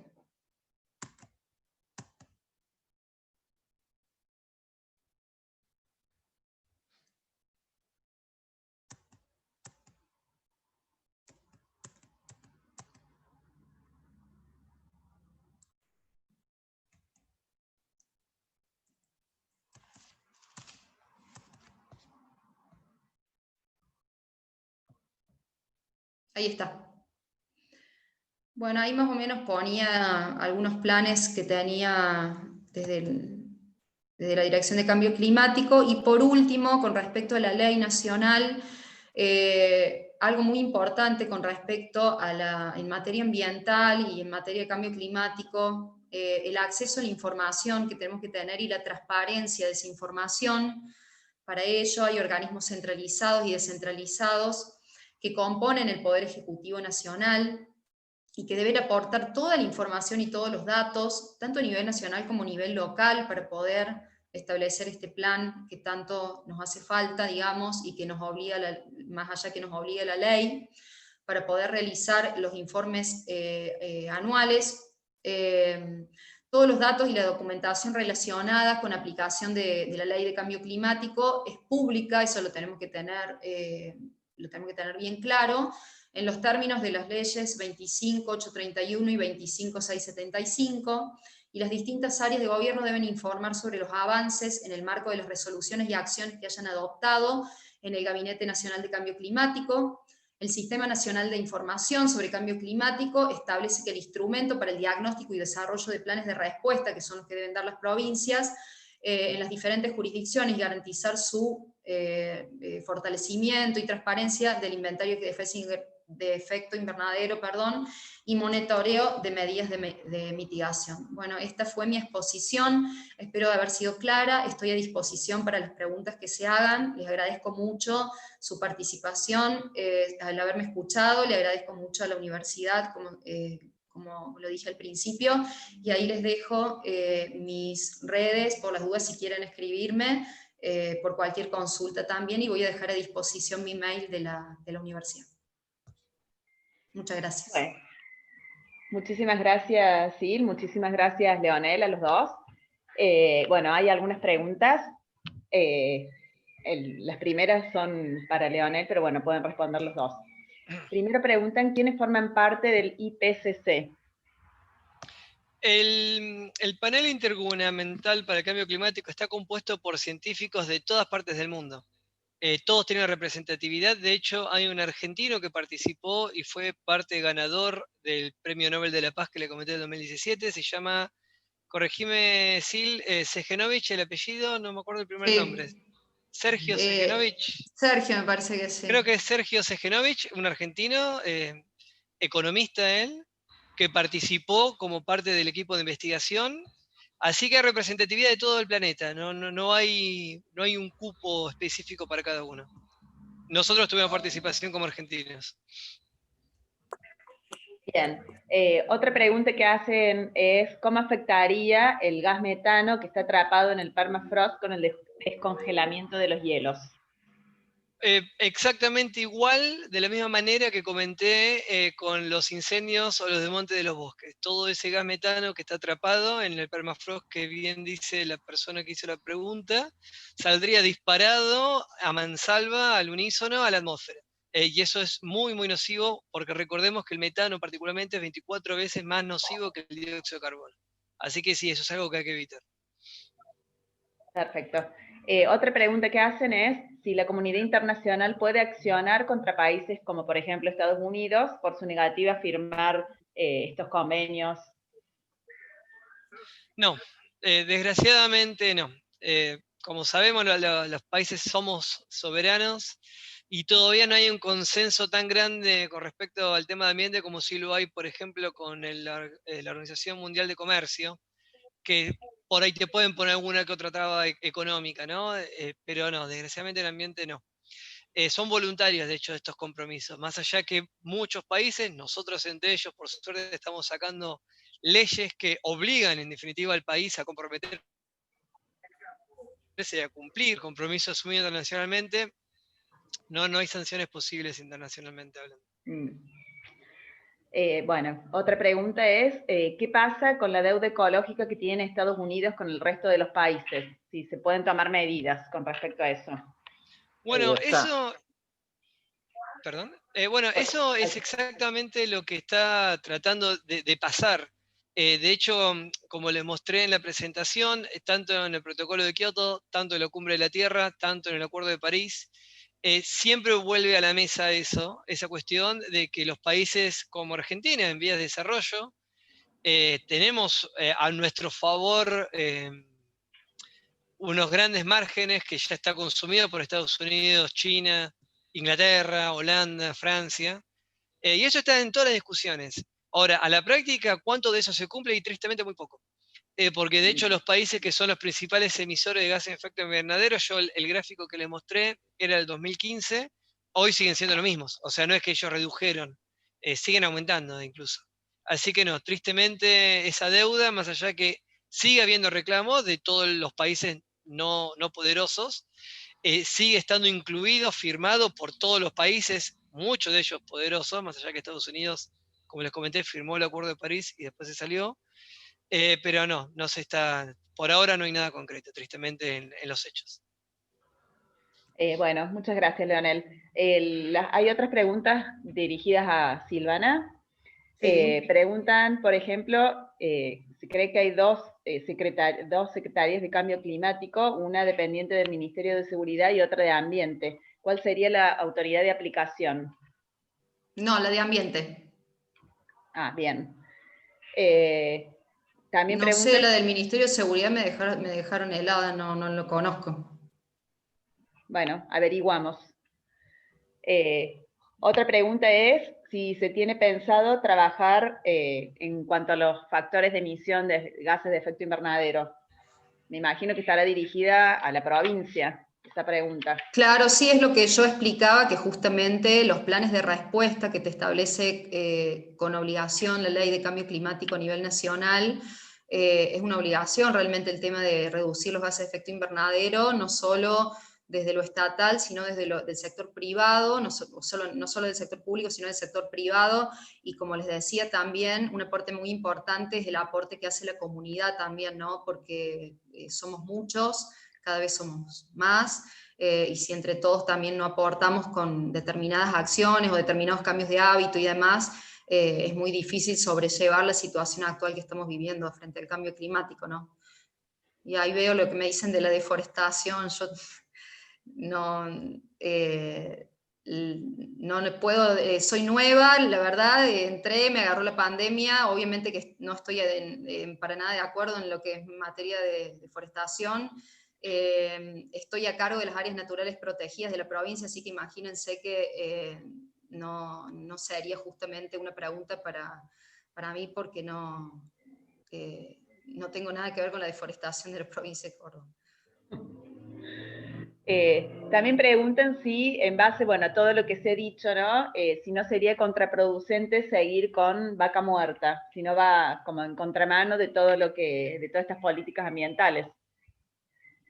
Bueno, si querés, Sil, contesto yo brevemente Sí, primero. sí. Sí, total y absolutamente, es una incoherencia absoluta por varias razones. En primer lugar, no hay que perder de vista que todos estos convenios, sobre todo los más recientes, como el Acuerdo de París, hablan de que hay que ir hacia una eliminación gradual, por supuesto, pero eliminación al fin de los combustibles fósiles. Cuando hablo de combustibles fósiles, vuelvo a reiterar, estoy hablando del carbón, del petróleo y del gas.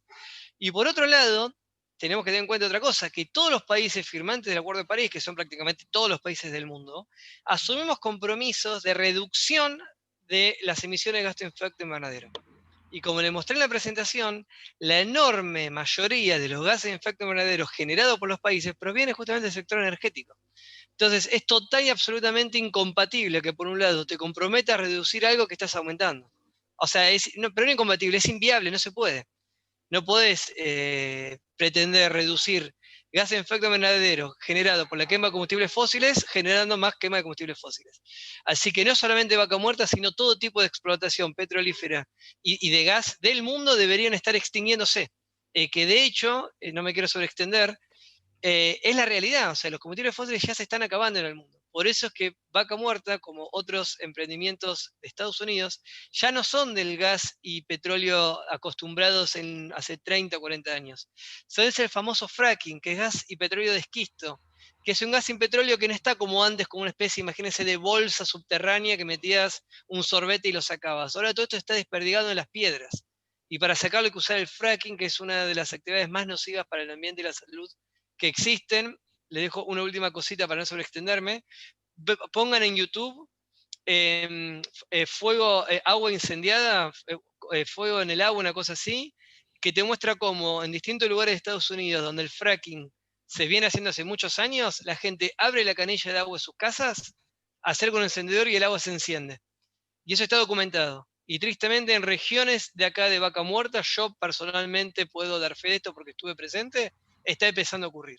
Así que es alarmante por donde se mire que se siga apostando a los combustibles fósiles. Hoy, año 2020, sobre todo en Argentina, ¿no? Que tenemos un potencial para el desarrollo de energías renovables, eólica y solar, de los más grandes del planeta. Qué tema, ¿no? Otra pregunta está en relación si el Código Penal dice algo acerca del cambio climático. No, específicamente sobre el cambio climático no. ¿Hay algún tipo de delitos como se están trabajando ahora respecto de los incendios, por ejemplo, que se quieren incorporar mayores penas y demás, pero específicamente sobre cambio climático no? Bien. Otra pregunta hace relación a si la provincia está haciendo algo con la erradicación de basurales a cielo abierto para los municipios. Me parece que eso es más más, Sí. digamos, dedicado a cada municipio en particular. Claro, en realidad la provincia fija las políticas públicas a nivel provincial, pero los encargados de la gestión de los residuos son los municipios, pero se está trabajando mucho en conjunto con los municipios respecto de la erradicación de basura del cielo abierto, y Nación está muy comprometida justamente con ese tema. Y estoy viendo, discúlpame Laura, una pregunta que dice si hacemos acciones provincia con municipio de Córdoba. Tenemos una excelente relación y siempre que se puede, si bien la pandemia nos ha acotado mucho el trabajo en conjunto porque todo se dificulta para hacer acciones en conjunto y se trata de diagramar y demás, más allá de eso, siempre que se puede se realizan acciones en conjunto municipio y provincia. Sí. Sí, preguntan también si para el caso de las áreas protegidas de bosque está previsto una compensación que sea sustentable para los propietarios privados de esos lugares. Bueno, no sé si tendrán conocimiento de esto. ¿De la ley de bosques será? Calculo que No, será no de la entendí. ley de bosques. No entiendo la pregunta, yo tampoco, perdón. Dice, para el caso de áreas protegidas de bosque, si está previsto una compensación que sea sustentable para los propietarios privados de esos lugares. Me supongo yo que para preservar los bosques, digamos, en lugar de... Dentro de las áreas, dentro de lo que es un área natural protegida, supongo que, es que va a ese lado la pregunta, como que si hay un terreno privado que justo entró dentro de un área protegida. No sé bien si estará relacionado con eso. No sé, tendría que por ahí si se puede explayar un poco más la persona que preguntó, no sé. Bueno, los demás son comentarios, ¿no es cierto? De, por ejemplo, usar la bicicleta en lugar del transporte público, el transporte particular, con respecto al fracking y a vaca muerta también. Estoy repasando a ver si no nos quedó ninguna pregunta en el tintero. Bueno, hablan sobre, por ejemplo, crear más áreas, más reservas públicas o privadas, Sí. justamente para evitar todo lo que es el cambio climático y todo lo demás. Sí, yo quería aclarar que Córdoba tiene 28 áreas naturales protegidas, que estamos trabajando en un plan provincial, porque había muchas áreas que estaban en un estado que no, bueno, me sincero, no era el óptimo, pero se está trabajando mucho para poder reacondicionarlas. Sabemos que actualmente con la pandemia y los incendios, la mayoría de los recursos estatales ha ido a determinados lugares que no es fácil hoy salir en un montón de cuestiones distintas a eso, pero se está trabajando en un plan provincial muy importante con respecto a las áreas privadas, se le está dando muchísimo prioridad, el plan ya está listo, está presentado, así que bueno, con respecto a eso sí, se está motivando mucho a través de un programa Pulmones Verdes, todo lo que es la creación en los municipios de áreas naturales protegidas también, se está haciendo capacitaciones, así que bueno, sí, se está trabajando mucho con respecto a eso. Bien, bueno, otra pregunta hace referencia a la erradicación de nuevos basurales en terrenos privados, digamos, si el municipio o comuna debe hacerse cargo cuando el basural está en un terreno privado. A ver, me supongo que si el basural está en un terreno privado, el dueño del terreno es el que se tiene que hacer cargo, ¿no es cierto?, del basural, ¿no? Claro, una cosa sería que vaya el municipio y tire todo en un terreno privado, eso es otra cosa, pero si el basural que está en un terreno privado, no sé de dónde provienen los residuos, eso tendría Sí, habría que bueno, ver un poquito que más. chequear eso. Sí. Bueno, me parece que estarían más o menos contestadas, creo que casi todas las preguntas. Si ha quedado alguna pregunta en el tintero que no hayamos podido contestar por la cantidad, les pedimos que nos la remitan por correo electrónico y se las enviamos a Leonel y a Silvana. Así que bueno, muchísimas gracias a todos por participar nuevamente. Los esperamos la semana que viene de nuevo en un próximo encuentro. Así que bueno, muchas gracias a Leonel y a Silvana también. Bueno, muchas gracias. Un verdadero placer, hasta la próxima. Hasta luego. Adiós, hasta luego.